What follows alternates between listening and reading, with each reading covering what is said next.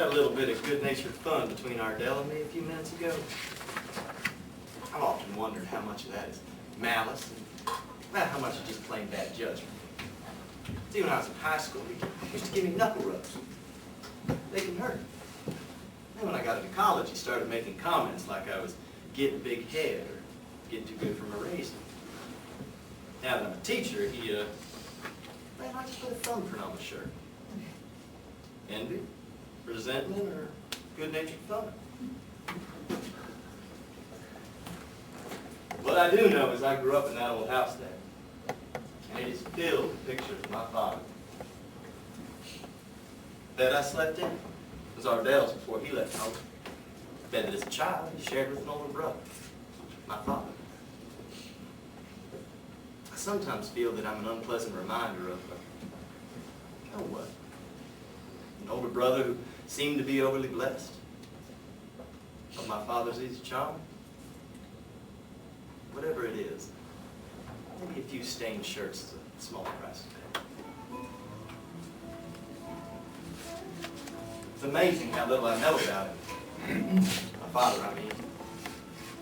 I remember once when I was about the 6th grade, I was coming home from school, and one of the kids said that his daddy was present the day that my daddy was killed. Well, that my father was shot. I just sort of blurted it out at the supper table. I said something like, "Who killed my dad? Why was he shot?" Right away, I knew I'd said something wrong. That boy, he just sat there and stared at me, and got up and left the table. Mama, Agnes, she said, "Now, Jody Lee, don't you ever ask questions like that. Your granddaddy can't bear to talk about it." And that was that. I never mentioned it again. Pick up bits and pieces, like sometimes a man would stop me on the street and say, "You're Happy's boy, ain't you?"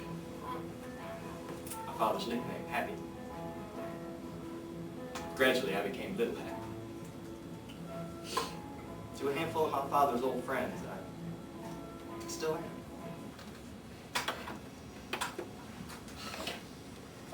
There's one man I will never forget. I was in high school at the time. I was coming home in the evening. I saw him lying on one of the back streets by the old Farmer Federation. He was trying to pour a bottle of vanilla extract into a Coca-Cola. Anyway, when I walked by him... Hey!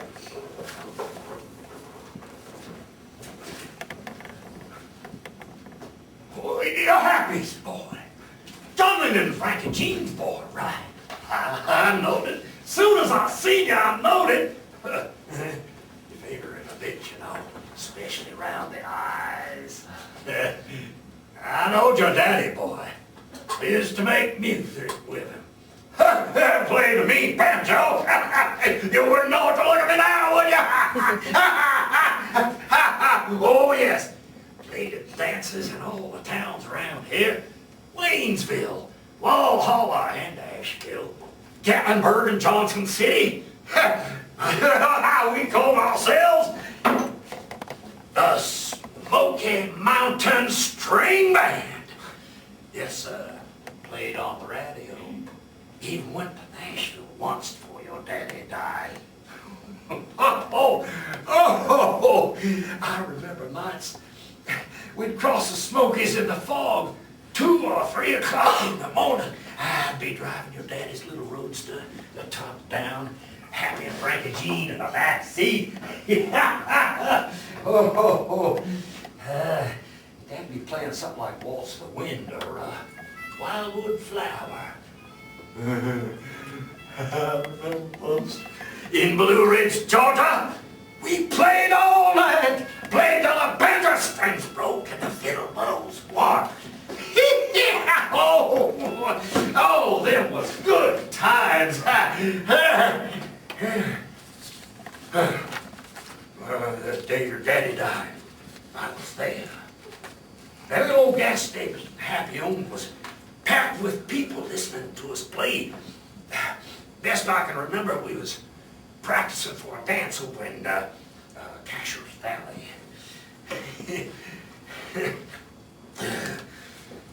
man that did it, I didn't even see him come in. He weren't the kind of man you noticed, you know. little man. Glasses as thick as the bottom of a Coca-Cola bottle. Oh, I'd seen him around, of course.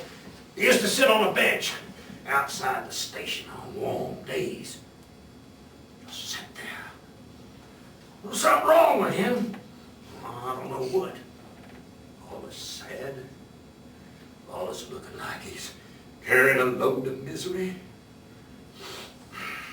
Always drinking, too.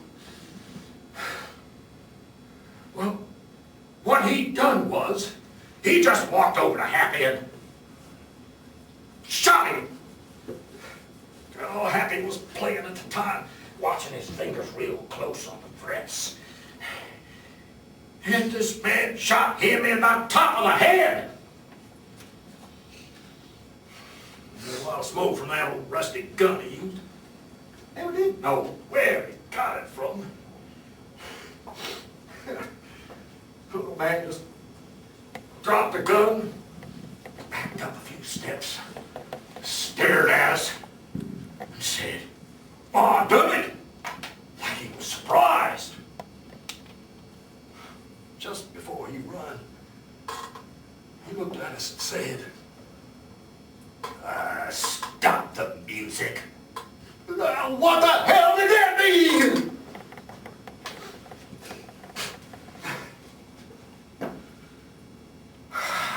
He got away, you know, got clean away. Hid out in the mountains a week before the search party found him. Sheriff said he was skinned up bad from walking into trees and falling down. Broke his glasses the first day. Well, I never would have caught him. Evidence saying why he done it.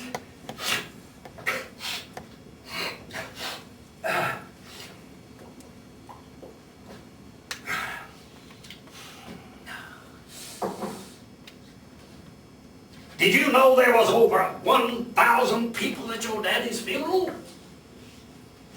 Oh, some come out of curiosity, I guess, but majority of them, well, it wasn't just your daddy. It was the music. Times was hard then. No work. People not able to feed their families. Banks closing. But there was the music. For a little while, there was a Smoky Mountain string band. Life was a little better. When your granddaddy asked us to play the Raindrop Waltz, I couldn't figure out why not at first. Night before the funeral, he come up to my house and stood on the porch and said, "Menard, why don't you get the rest of the band and come down to Lowe's Chapel tomorrow? Just before they close the coffin, I want the band to stand behind it, play Raindrop Waltz." Well, first I didn't want to do it. I mean, it ain't a religious song, you know. But, we done it. Stood behind Happy's coffin and played for all them people.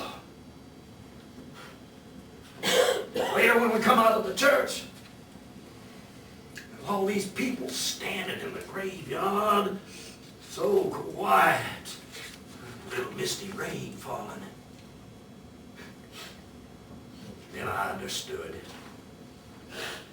See, we always played the Raindrop Waltz last at the dances. It was a way of letting everybody know the dance was over. It was time to go home. Later, when we come down the church steps, I realized that this was the last time the band would be together. There wasn't going to be any more dances.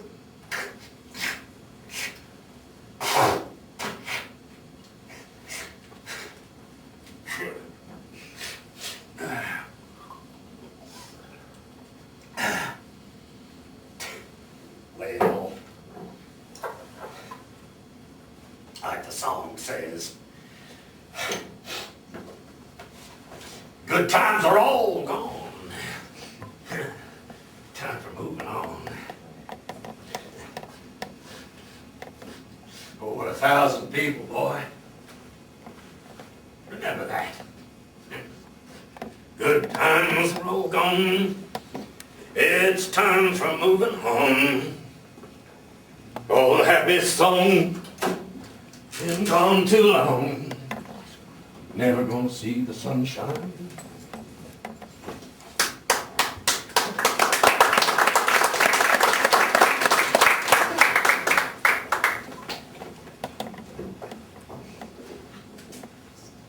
Now while there's time, I want to hear Mama talk.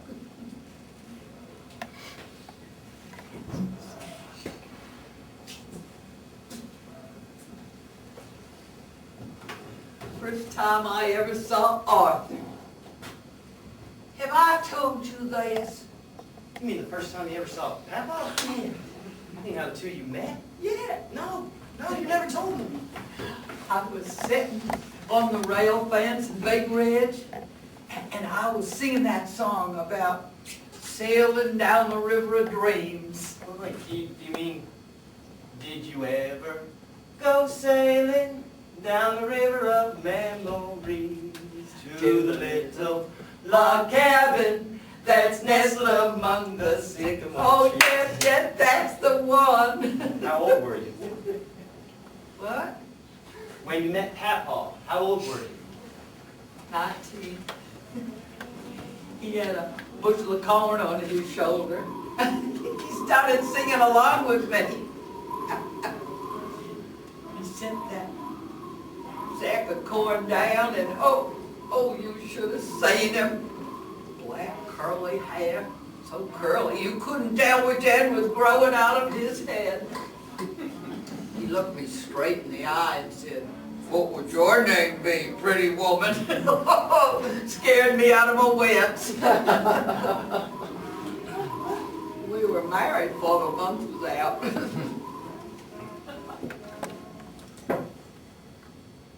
Well, go on. And then what?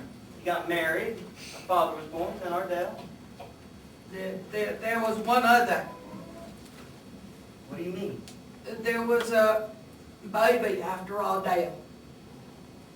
But you always said... She lived a little over 2 years. Little girl named Ida Lee. Little Doc said she was what they called a blue baby. Something wrong with her little heart. Baby's picture in the candy box. You never mentioned this before. Oh, Jody Lee, there's lots of things you've never heard before. Like what?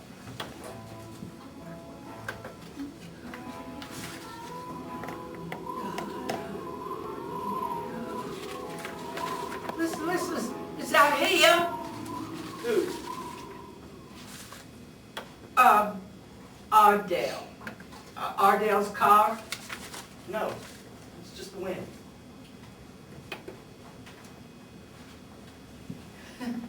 Oh, Lord, Jody Lee. I just wish you could have heard your daddy play. What did he play? Well, everything. If he heard it, he could play it. Sometimes he plays songs never been written down. Me and your daddy would sit out here and listen. John Linden would be right over there. Arthur would be out there in the yard forever sharpening those mowing blades of his.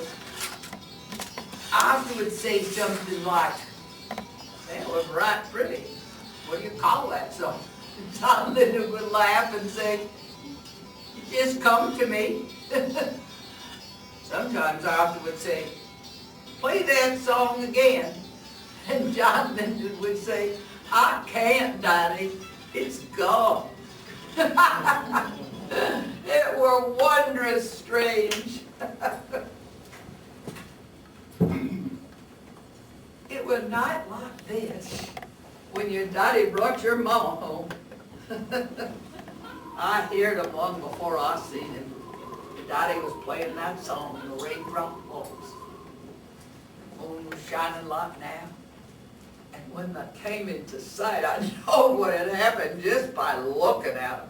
Little bitty thing she was, 14 years old. I thought your granddaddy would take a fit and die. When we got to the foot of the step there, I noticed she was barefooted. And your daddy was so proud, he was about to pop saying, me and Frankie Jean got married in Clayton, Georgia tonight. Your mama didn't bring nothing but the clothes on her back. It was the middle of the Depression. Lots of folks were moving north looking for work. Your daddy opened that little gas station, Moody's Bottom. Before you know it, all these fellas out of work started hanging around John Linden's place. Some of them could play. Bring their musical instruments, and when business was slow, they'd all play. Next thing you know, I had a group, a little string band, and they called themselves the Smoky Mountain String Band. Now, how did you know that?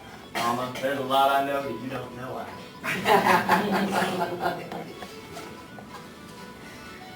They started playing dances. Seems like the Depression made people want to forget their troubles, and they'd come in mobs to them dances. That's when your daddy first started playing the Raindrop Waltz. Did my daddy write that song too? No.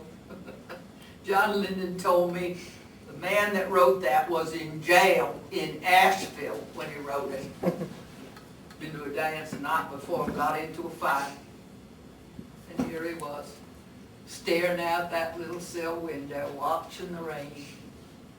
He heard the rain dripping off the roof into them old buckets and cans. He listened so long, he thought he heard a melody in it. He sat there in jail and played it. What did it sound like? Sounded like rain. Your daddy used it like a theme song. Always played it last in the dance. When people heard the band start playing it, they know the dance was over. Arthur loved that song. Many's the time we'd be sitting out here at night, stringing veins and shelling peas, and Arthur would say, play that song that sounds like rain. It did sound like rain. Time comes in the night, soft, sifted rain. But when there's been a long dry spell, everything's wilted and parched. And then this slow rain comes. You wake in the night, you hear the water dripping from the eaves. Peaceful sound.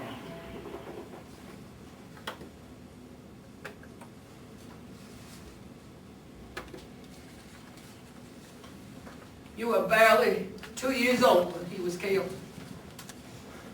It said the man that shot him was drinking wood alcohol. He just popped into that service station and shot John Linden while the band was playing. Later, he couldn't even remember doing it. After your daddy was killed, your granddaddy put his guitars, banjo, mandolin up in the attic. No more music out of that. Your mama left you on the porch and caught the bus to Knoxville.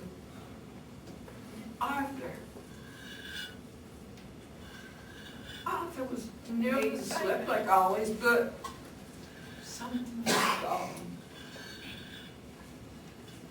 Arthur used to sing when your daddy played. He never sang again until that last month before he died. He'd sit out there in the yard, sharpening those mowing blades, and try to sing.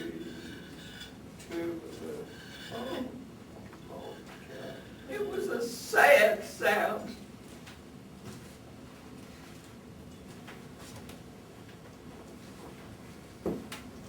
You go on to all that stuff I said about you owing me. I did raise you. But what's about to happen now has nothing to do with you.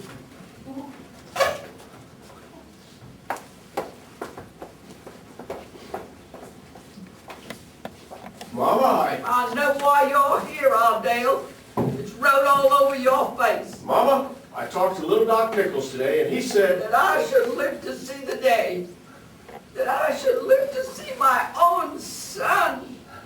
me and Snooky went up to the Balsam Nursing Home, Mama, and we were surprised at how nice it was. Why, they got TVs and private baths. We even met an old friend of yours. You remember Esther Holland, Mama? Used to live right up there in the cove. She said for you to just come on up to Balsam so you two could catch up on the gossip.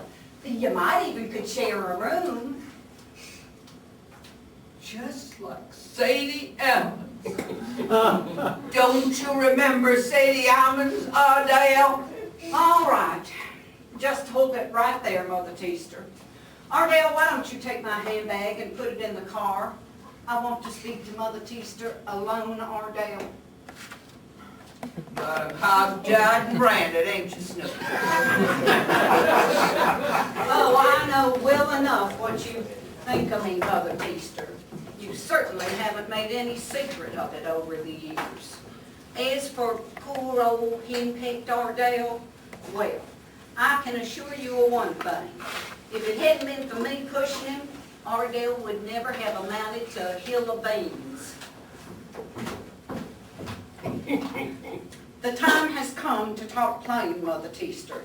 Arthur has been dead for 5 years, and you can't take care of yourself. There's no getting around it. You don't cook anymore. This old house is falling apart, and half the time you don't know what day it is. Like it or not, you are going to the Balsam Mountain Nursing Home.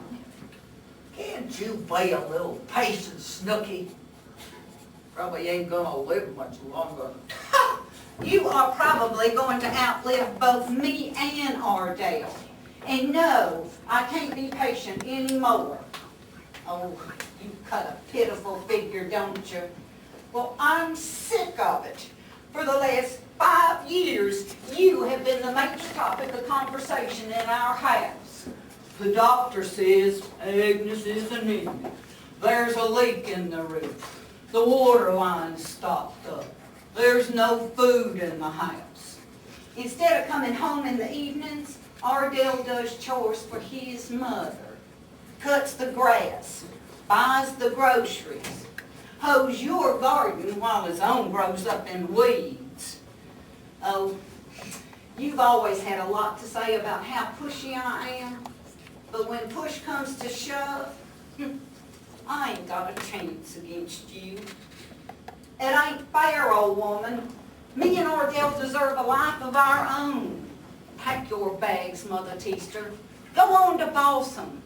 Give us a little time that is our own. I promise, Ardale will be to see you every Sunday.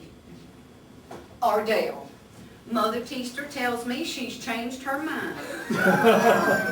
She says she don't want to be a burden to you, and she's ready to go to the Balsam Nursing Home. Mama, don't worry about the house, Mama. I'll be by now and then to just keep an eye on things. Oh!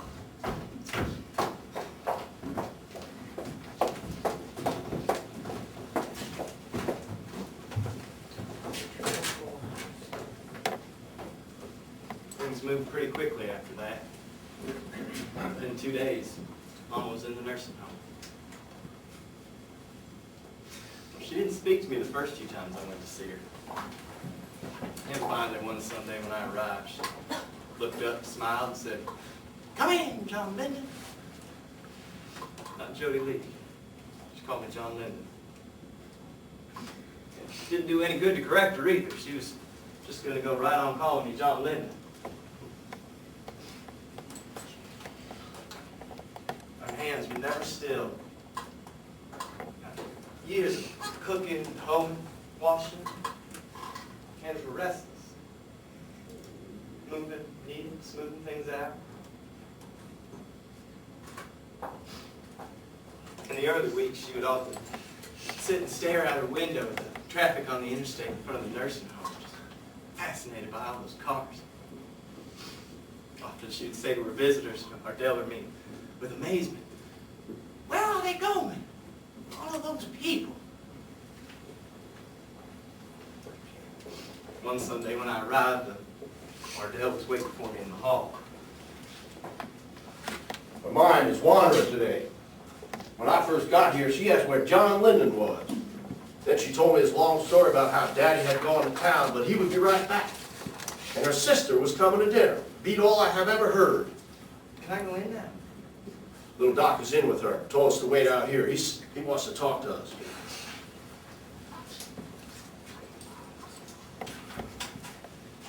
Why, Jody Lee, nice to see you. Little Doc, what is wrong with her? Is her mind gone? In a manner of speaking, I guess you could say her mind is gone to 1937.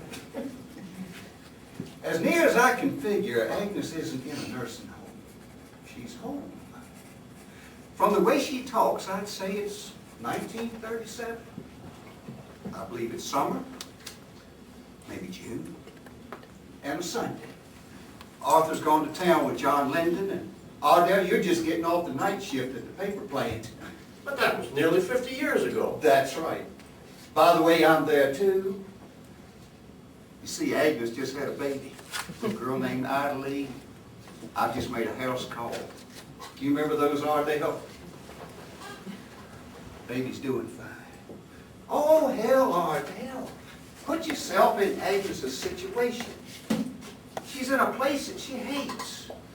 Most of the women here play bridge and have sing-alongs in the parlor. Agnes, she just don't fit. But she knows we're not going to let her go home. She's run away twice. Once a nurse found her on the railroad track trying to flag the train. So what does she do? She goes back in her life to a time when she was the most happy. And that happens to be on a Sunday in June, 1937. Everybody's home. Nobody's sick or dead. Even that little baby's doing well. That's not a bleak little nursing home room in there. In Agnes's mind, it's her bedroom. She can see the spring house out the window and the barns over there. Agnes has decided that she's going to live that day for the rest of her life. And it may not be completely accurate. I believe she's picking some of the best times from other days and sort of transplanting them. She's just as sane as you and me, Ardell. Matter of fact, I sort of like it. In that room, I'm 26 years old. 40 years younger, and I have 20/20 vision. Think about it.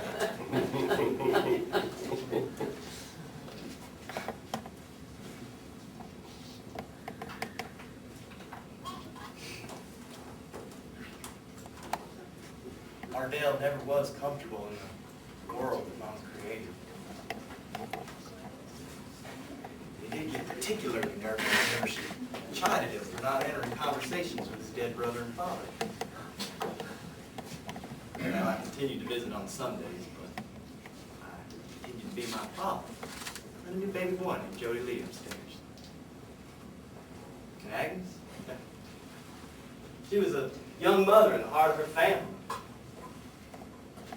She never heard the nurses talk about medication. She never heard the traffic on the interstate. She was surrounded by pasture, farmland.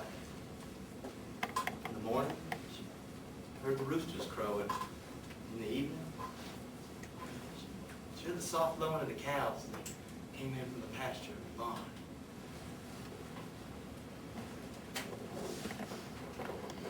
Once when I had just a few moments alone with her, I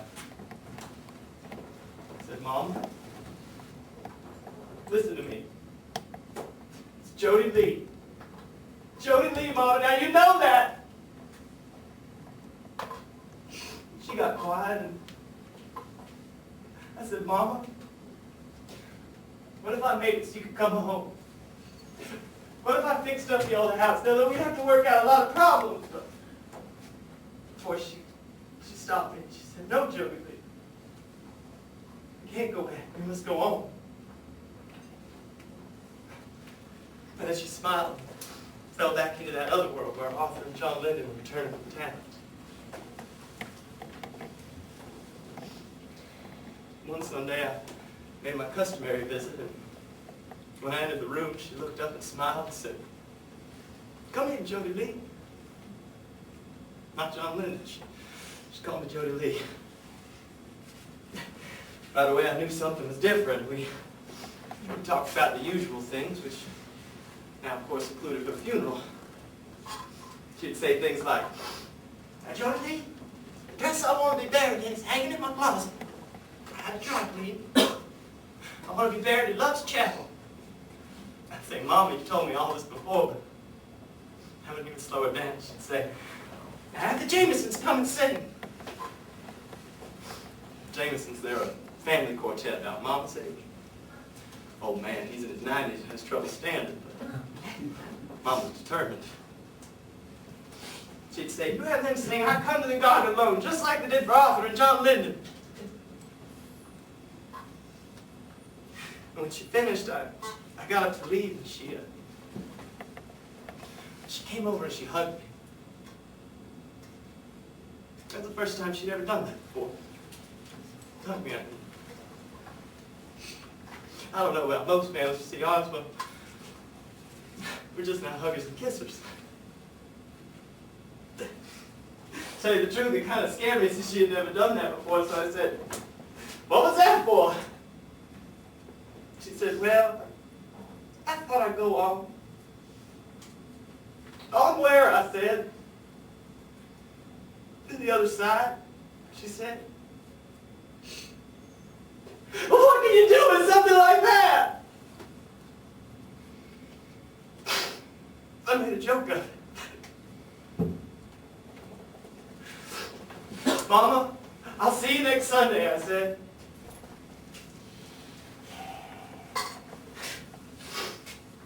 2 days later, she was in the hospital. She died 3 days after that.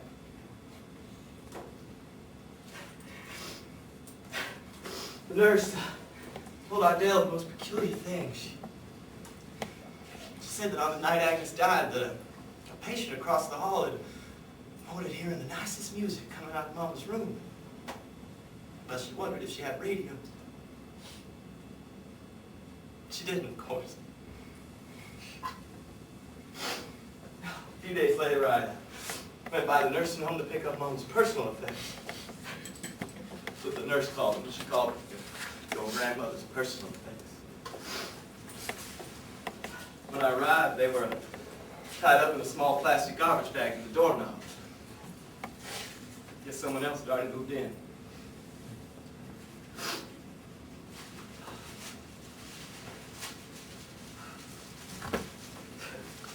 Not much here. Her comb.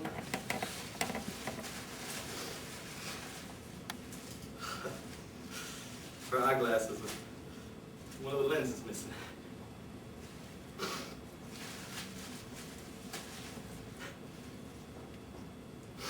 Small white lace handkerchief with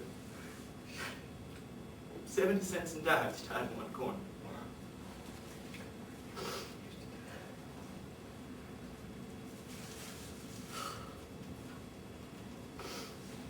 Picture of a baby that died more than 50 years ago. Did you ever go sailing down the river of memories? What would be your name, pretty woman? Such a pretty baby, Agnes. She's gonna be a heartbreaker.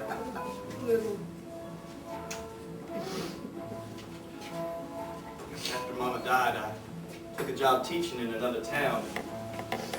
Well, 2 years went by. I decided one weekend to head back to the cove and check out the old house. Looked pretty bad. Mama's old chair was still on the front porch, but the front door and back door was standing open. Autumn leaves are just blowing through the house. All the windows are broken. There was a hole in the roof. I talked to Ardell and asked him what was going to happen to the old house. Well, I'd let the fire department burn it. They've been advertising for old houses they can practice on, calling it a controlled burn. Hell, it's falling down. The squirrels in the attic, Well, roof leaks. I thought about what Ardell said for a while. Then I talked to him again. I said, Ardell, what would you say if I said I wanted to buy Mama's old house? Well, Jody Lee, I have never thought that you was exactly what you would call practical. I mean, you're educated and all, but you never seem to have any common sense. And you're just proving I was right. Jody Lee, the house is falling down. You can see daylight through the walls. The plumbing is shot, and you will freeze to death in there next winter. But if you want to buy it, I'll sell it to you. So I bought it. Ardell was right about the condition. In the afternoons, I like to sit in Mama's old chair, watch the world go by. There's a paved road out there now. Recently, I was doing the plumbing, uncovered my old cat pistol, you know, the one I used to take to Saturday Western. There's a tiny hole in the window in the room where I sleep. I put there with my Red Ryder air rifle when I was 9. This place is covered with little signatures like that. Tulips the Mom planted out back, they still come up each spring. Her old oak dresser still has a blue Schrafft's candy box in it. Still filled with old letters, tin types. Arthur's mowing blades are still out in the barn. A while back, I was spading up Mama's old garden. I guess I wanted to get it back the way it was when she kept it. I dug up 3 marbles. They were blue crackle glass. I recognized them immediately. 3 favorite marbles. I was afraid I would lose them in a game, so I put them in an old cigar box, but I lost them anyway. All these years later, I found them again. While I was standing in the garden, Ardell arrived. I think he likes me too much. He stops by now and then to see what I'm doing. I tell Snooky that every time he visits, I tell him something stupid that he can tell her later. I try to never disappoint him. When he arrived, I showed him the marbles. I just dug them up right there. I guess I lost them when I was 9 or 10. Uh-huh. I mean, all this time in Mama's old lettuce bed, together. Professor, let me tell you something. It don't matter how long you live in Mama's old house, or how long you sat in Mama's old chair. I'm afraid you ain't ever gonna find all of your marbles.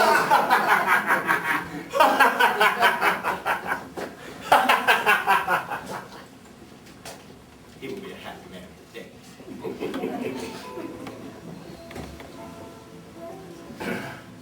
This is my favorite time of the day.